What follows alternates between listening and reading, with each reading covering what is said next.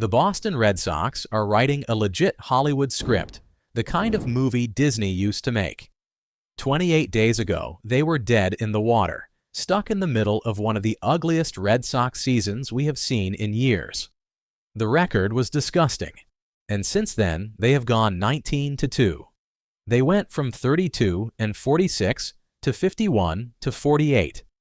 They swept the Yankees. They swept the Angels. They swept the White Sox. They swept the Mets. After the All-Star break, they went out and swept the Rays. They won 14 games in a row, and now the same team everybody was ready to bury looks like the team nobody in the American League wants to play. The craziest part about this Red Sox run is that it came out of nowhere. It wasn't like they were slowly warming up. It wasn't like you could see the turnaround coming. They had just lost a series to the Colorado Rockies. They were 32-46. They were 3-7 in their last 10 games, and they had the worst record in the American League. They weren't showing signs of life. They weren't quietly turning a corner. They looked dead in the water. And I'm not even exaggerating about how dead this season felt. This was me before the Yankees series, literally trying to pay off a season-long bet early because I thought there was no chance in hell the Red Sox could come back. I was saying, I just want to be done with the season, and it's actually impossible for me to win. 28 days later, I might be winning that bet. Then the Yankees came to Fenway, and something inside this team flipped.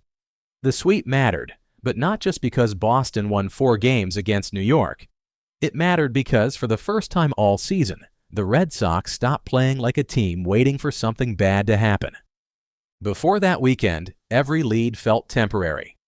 Every close game felt like it was one bad throw, one dead inning, or one bullpen meltdown away from falling apart.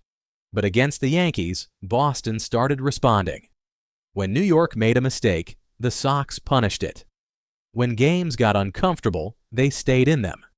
And when the final game turned into complete chaos, they still found a way to walk it off. But the sweep was only the spark. The real story is what happened afterward. Boston stopped looking like a team waiting for the deadline to break it apart and started looking like a group trying to force the front office to keep it together. Then Washington punched them in the mouth, and instead of falling back into the same ugly season, they responded. That's when this stopped being a fun Yankees weekend and started becoming something real. Then the Red Sox went on a 9-game road trip and won every single game. But the nerdy part is how dominant they were while doing it. Boston outscored its opponents 48-14. That is a plus 34 run differential in 9 games. They averaged more than 5 runs per night while allowing fewer than 2. The pitching staff posted a 1.54 ERA, held opponents to 2 runs or fewer in 8 of the 9 games, and threw 2 shutouts. They also won all 3 games decided by 2 runs or fewer, so it wasn't just them beating the hell out of bad teams. They were winning every type of game. It was only the second time in Red Sox history that they completed a perfect 9-game road trip, and the first time since 1977. Their 9-game road winning streak also tied the second longest single-season road streak in franchise history. And by the time the trip moved on from Anaheim, they were doing this without 2 of their 5 starting pitchers. Connolly Early was already on the injured list with elbow inflammation, and then Ranger Suarez went down with a groin strain in the final game against the Angels. 2/5 of the rotation disappeared in the middle of the best stretch of the season. But apparently, that doesn't matter at all, because the Red Sox just kept winning. No full rotation, no Willson down the stretch, no problem. And then you have Willson Contreras, who might have served the greatest suspension in professional sports history. Willson hit 3-run homers on back-to-back nights in Anaheim. The first one traveled 420 feet. The next night, he hit another one 445 feet to give Boston the lead. Then in Chicago, he fouled a ball directly off the top of his left foot. He was limping, clearly needed time to recover, and the very next day, MLB reduced his suspension from 7 games to 5 and made him start serving it immediately. Bro got injured, and Major League Baseball accidentally prescribed him 5 games of paid rest. The suspension covered the final 4 games of the road trip and the first game after the All-Star break. In the middle of it, he still competed in the Home Run Derby, launched a 490-foot homer, and then returned against Tampa Bay and immediately homered. That is not a suspension. That is load management. That might be the most perfectly timed suspension in baseball history. And somehow, the road trip got even more ridiculous before the final series even started. The Red Sox had plane problems getting out of Chicago, were forced to check back into their hotel at around 2 in the morning, and then had more mechanical issues the next day. They didn't land at LaGuardia until 4:40 p.m. and didn't reach Citi Field until around 5, barely 2 hours before they were supposed to play. The game had to be pushed back 35 minutes just to give them enough time to get dressed and prepare. And Anthony Seigler basically got off the plane, threw on his uniform, and hit a 2-run bomb. Seigler had been riding the Worcester to Boston shuttle all season. He was optioned back to AAA on June 9th and recalled again on June 20th. Now he is hitting .256 with a .330 on-base percentage, a .407 slugging percentage, and a .737 OPS. He has 2 home runs, 7 RBIs, 13 runs scored, 9 walks, and 2 stolen bases in 86 at-bats. And both of Seigler's career home runs came during this run. His first came against Garrett Cole and the Yankees, the organization that drafted him in the first round. Then, in the final game of the road trip, he drove in the winning run with a sacrifice fly in the 10th inning to complete the perfect 9-0 trip. The Red Sox won after trailing through 8 innings for the first time in 44 tries, all season. They won after trailing through 8 innings for the first time in 44 tries all season. This dude went from being a depth piece, bouncing back and forth from Worcester, to leading off, playing multiple positions and delivering some of the biggest moments of the entire run. He wasn't supposed to be one of the reasons the Red Sox saved their season, but here we are. For the second year in a row, the Red Sox entered the All-Star break as the hottest team in baseball. And all week, I was mentally preparing myself for them to come out flat. We have seen how quickly 4 days off can kill a team's momentum, so I was fully expecting the bats to cool down and this whole run to lose its magic. Instead, the Red Sox came home and beat the first-place Rays 10-0 in the first game of Friday's doubleheader. And that was when I officially stopped being reasonable. They had just completed a perfect 9-0 road trip, came out of the break, and immediately destroyed the best team in the division. At that point, I had seen enough. I declared the Boston Red Sox were going all the way. Then Saturday happened and somehow made that declaration look less insane. This was the game that had a loss written all over it. Patrick Sandoval didn't have it. The defense was sloppy. Tampa Bay carried a 6-3 lead into the 7th inning, and for the first time in nearly 2 weeks, it felt like the winning streak had finally reached its expiration date. But before the late comeback, Jahmai Jones had already delivered one of the craziest moments of the day. Craig Breslow basically gave up nothing to get him. Then, in the first at-bat of his first Red Sox start, Jones launched a game-tying 2-run homer over the monster. With 2 outs in the 7th, Wilyer Abreu walked to the plate with the winning streak hanging by a thread. The hottest hitter on the planet had a chance to save it. Wilyer worked the count, waited for his pitch, and absolutely destroyed it. 412 feet, 2-run homer, Red Sox lead. Fenway completely loses its mind. His second home run of the game. His 4th home run in 2 days. And easily the biggest swing of this entire run. This game had a loss written all over it, and Wilyer Abreu refused to let them lose. Only World Series contenders do that kind of stuff. Saturday was complete chaos. Sunday felt like a contender taking care of business. Sonny Gray gave Boston 6 strong innings. The Red Sox took advantage of Tampa Bay's mistakes, and then Wilson stepped up in the 5th inning and crushed a 2-run homer to center to make it 6-1. I'm going full love fest here because Willson has become everything this team needed.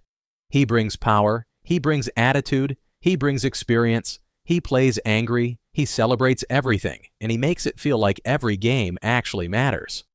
When this team was dead, he was one of the only guys who consistently looked pissed off about losing.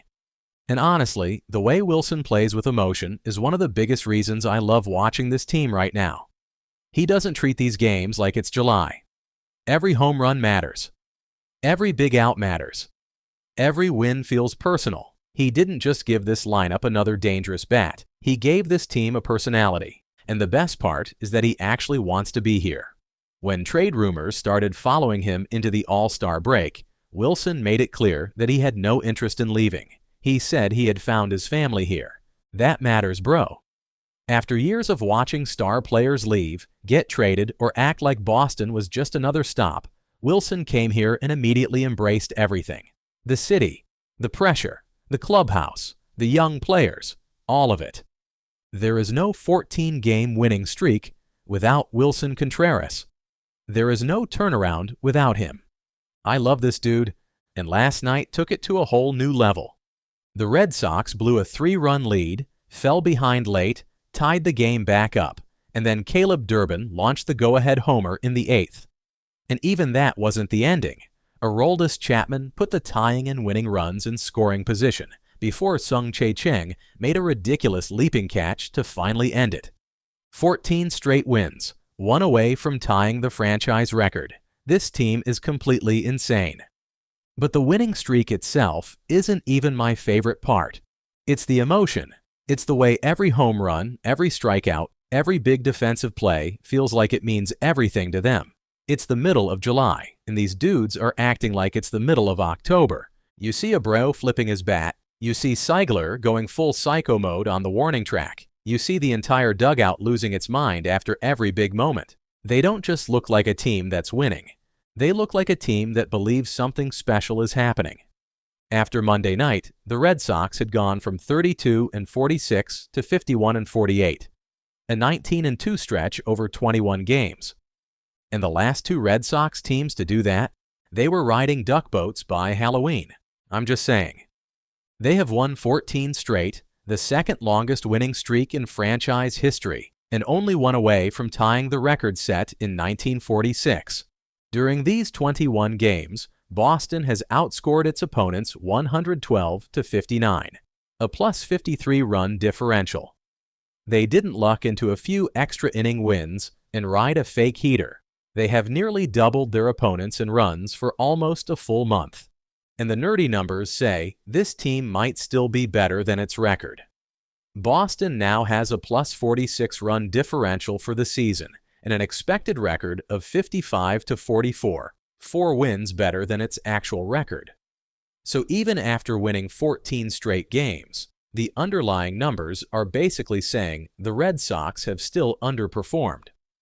Think about how insane that turnaround is. 21 games earlier, they had the worst record in the American League.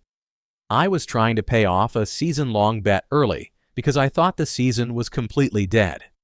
Now they are 3 games over .500, holding the final American League wildcard spot and only 6 games out of first place. And that changes everything. Craig Breslow is no longer deciding whether he should break this team apart. The players made that decision for him. They won 19 out of 21, forced themselves back into October position, and turned the trade deadline from a funeral into an opportunity. Now, the question isn't whether the Red Sox should buy. The question is whether Breslow is willing to make the move that turns this into a legitimate World Series run. This pitching staff has what it takes to win a series in October.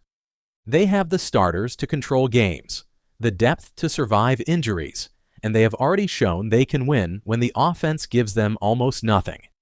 The biggest question is not whether Boston can pitch with playoff teams.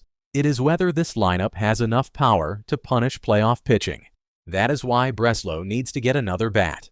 Not another utility guy, not another low-risk depth move. A legitimate middle-of-the-order power hitter who can protect Willson Contreras and Wilyer Abreu and change a postseason game with one swing. This team has already proven it can win ugly. It can win 2-1. It can survive when the rotation is missing 2 starters. But in October, eventually, you are going to run into an ace and need someone who can put a mistake into the seats. The pitching staff is ready. Now Breslow has to give it an offense capable of finishing the job. I know how ridiculous it sounds to call this team a World Series contender. They were 14 games under .500. They had the worst record in the American League. The season felt completely finished, but you don't accidentally win 19 out of 21. You don't accidentally sweep an entire 9-game road trip, win 14 straight, survive injuries, erase late deficits, and keep finding a different hero every night. This team has earned the right to be taken seriously. They have the pitching, they have the emotion, they have the clubhouse, and they have a group of guys who genuinely believe they're going to win every time they step onto the field. Craig Breslow now controls how high the ceiling goes. Get the power bat, reward this clubhouse, and let's find out how far this thing can actually go. Because the Red Sox were dead, and now they look like the team nobody wants to see in October. I said it after the All-Star break, and I'm not walking it back now. The Boston Red Sox are winning the whole damn thing. And if you don't like it, then get the fuck out of the way.